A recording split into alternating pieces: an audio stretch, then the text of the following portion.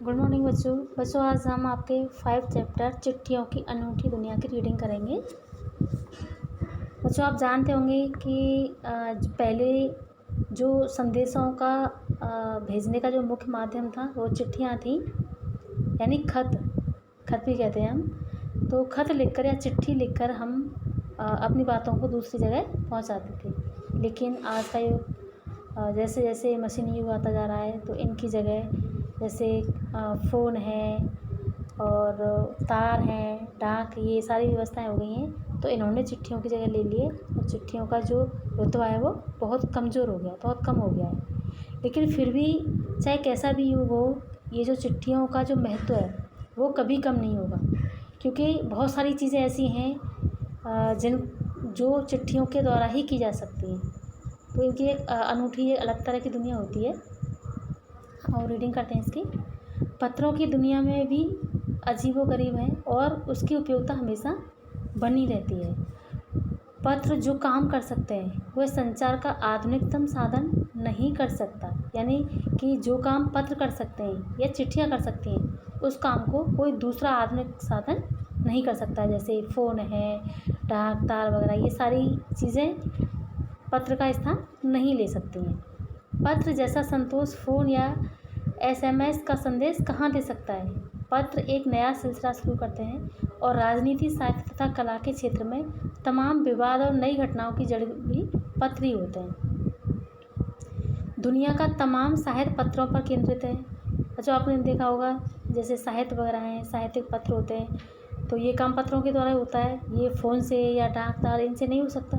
और मानव सभ्यता के विकास में इन पत्रों ने अनूठी भूमिका निभाई है। यानी मनुष्य का जो विकास हुआ है उसमें पत्रों की या चिट्ठियों की महत्वपूर्ण भूमिका रही है। पत्रों का भाव सब जगह एक सा है, भले ही उसका नाम अलग अलग हो। यानी भाव, काम एक जगह एक जैसा ही होता है, लेकिन अलग अलग जगह उसका नाम अलग अलग कर दिया गया है। जैसे पत्र को उर्दू में खत कहते हैं, संस्कृत में पत्र और कन्नड़ में कागज, तेलुगु में उत्तरतम जाबू और लेख तथा तमिल में कडिद कहा जाता है। तो जो यहाँ पर आप देख रहे हो कि जो पत्र हैं अलग अलग क्षेत्रों में अलग अलग तरह के नाम से पुकारे जाते हैं, लेकिन काम सबका एक ही होता है, संदेशों को एक जगह से दूसरी जगह तक पहुँचाना। पत्र यादों को सहेज कर रखते हैं, इसमें किसी को कोई संदेह नहीं है। ये जो पत्र होते हैं हमारी यादें होती हैं। जैसे हम किसी को पत्र भेजते हैं तो अपनी यादों को वहाँ भेजते हैं, या कोई हमें पत्र भेजता है तो उसकी जो यादें होती हैं हमारे पास रहती हैं। लेकिन जिस तरह की यादें पत्रों के माध्यम से अपने पास रख सकते हैं, वो किसी फ़ोन वगैरह या SMS से जैसे करें, तो वो उस तरह की यादें हम सहेज कर नहीं रख सकते। क्योंकि पत्रों को हम कभी भी देख सकते हैं निकाल कर, उनको सुरक्षित रख सकते हैं। ठीक है।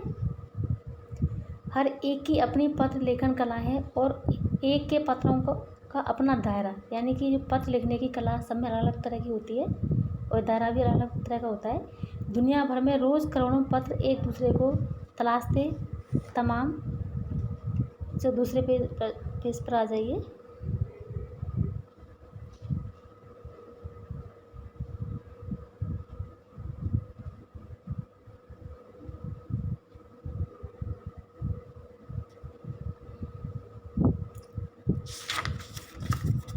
ठिकानों तक पहुंचते हैं। भारत में ही रोज़ 4.5 करोड़ चिट्ठियां डाक में डाली जाती हैं, जो साबित करती हैं कि पत्र कितनी अहमियत रखते हैं। यानी कि भारत में डेली 4.5 करोड़ चिट्ठियां। तो बच्चों, आपको इन बातों से पता चल रहा होगा कि पत्रों की आज भी उतनी ही अहमियत है जितनी पहले थी। यानी कई क्षेत्र ऐसे हैं जहाँ पर केवल पत्रों के द्वारा ही काम चलता है। पंडित जवाहरलाल नेहरू ने सन 1953 में सही कहा था कि हजारों सालों तक संचार का साधन केवल हरकारे, रनर्स या फिर तेज घोड़े रहे। उसके बाद पहिए आए, पर रेलवे और तार से भारी बदलाव आया। तार ने रेलों से भी तेज़ गति से संवाद पहुंचाने का सिलसिला शुरू किया। यानी तारों के द्वारा तारों से जो काम होता है वो रेल से भी ज़्यादा शीघ्र होता है, शीघ्रतम होता है। अब टेलीफोन, वायरलेस और आगे रेडार, दुनिया बदल रहा है। यानी धीरे धीरे फिर टेलीफोन का विकास हुआ, वायरलेस का हुआ, रेडार का हुआ। ये जो हमारे संदेश हैं उनको और शीघ्र पहुंचा देते हैं, बहुत जल्दी पहुंचा देते हैं। लेकिन इन सब के बावजूद पत्रों का महत्व फिर भी अपनी जगह है। पिछली शताब्दी में पत्र लेखन ने एक कला का रूप ले लिया। डाक व्यवस्था के सुधार के साथ पत्रों को सही दिशा देने के लिए विशेष प्रयास किए गए। पत्र संस्कृति विकसित करने के लिए स्कूली पाठ्यक्रम में पत्र लेखन का विषय भी शामिल किया गया, यानी कि पत्रों का महत्व कम नहीं हो जाए, यानी जो हमारी आने वाली जो पीढ़ी है, जनरेशन है, वो पत्रों के विषय में भूल नहीं जाए, बच्चे भूल नहीं जाए इस चीज़ को, और हमेशा याद रखें जो पत्र हैं उनका महत्व कम नहीं हो जाए। इसलिए जो हमारे पाठ्यक्रम हैं, जो हमारी शिक्षा व्यवस्था है, उसमें पत्रों को महत्वपूर्ण स्थान दिया गया है। बच्चों, आपने देखा होगा जो हमारी ग्रामर होती है उसमें पत्र लेखन की जो विधियाँ हैं, पत्र लेखन की जो व्यवस्था है उसमें करी गई है। भारत ही नहीं, दुनिया के कई देशों में ये प्रयास चले और विश्व डाक संघ ने अपनी ओर से काफ़ी प्रयास किए। विश्व डाक संघ की ओर से 16 वर्ष से कम आयु वर्ग के बच्चों के लिए पत्र लेखन प्रतियोगिताएं आयोजित करने का सिलसिला सन 1972 से शुरू किया गया। बच्चों, आपने देखा होगा कई बार कई तरह की जो प्रतियोगिताएं वो रखी जाती हैं, जैसे पत्र लेखन की, जैसे हिंदी पत्र लेखन है, इंग्लिश का है। तो ये इससे बच्चे की जो प्रतिभा है वो सामने निकल कर आती है और बच्चों का लगाव भी होता है और बच्चों को इसकी जानकारी बराबर रहती है। तो ये जो पत्र हैं उनकी जगह कोई नहीं ले सकता, ना तो डाक व्यवस्था है, SMS व्यवस्था, कोई भी चीज़ पत्रों की जगह नहीं ले सकता। यह सही है कि खास तौर पर बड़े शहरों महानगरों में संचार साधनों के तेज विकास तथा अन्य कारणों से पत्रों की आवाजाही प्रभावित हुई है, पर देहाती दुनिया आज भी चिट्ठियों से ही चल रही है। बच्चों, आपने देखा होगा कि शहरों में चिट्ठियों का प्रयोग कम होता है, क्योंकि वहाँ पर जो वैज्ञानिक की नई नई तकनीकी की चीज़ें आ रही हैं, लोग उसका कम यूज़ करते हैं। लेकिन देहाती जो होते हैं, गाँव जो होते हैं, वहाँ पर ये सारी चीज़ों की सुविधाएँ नहीं होती, तो वहाँ पर ज़्यादातर काम चिट्ठियों के द्वारा होता है या पत्रों के द्वारा होता है। जैसे फैक्स है, ईमेल, टेलीफोन तथा मोबाइल ने चिट्ठियों की तेज़ी को रोका है।